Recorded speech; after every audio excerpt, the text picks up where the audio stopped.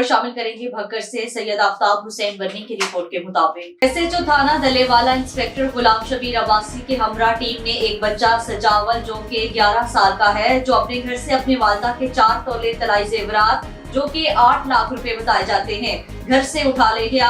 कब्जा में लेकर गुरसान के हवाले कर दिया गया है। बच्चा जेवरात फरोख्त करके मोबाइल फोन लेना चाहता था।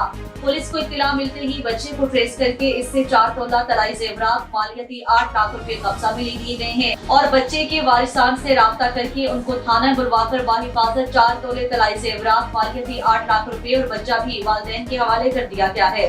गुरसान में थाना दलेवाला इंस्पेक्टर गुलाम शबीर अब्बासी, सिक्योरिटी ऑफिसर हामिद तौकीर और भक्कर पुलिस के इस एहसन इकदाम को सराहा और ढेरों दुआएं दी। इसके साथ साथ ये भी कहा गया है कि इसमें कोई शक नहीं कि पुलिस हमारी जानो माल की मुहाफिज है और हमें इस पर फख्र है।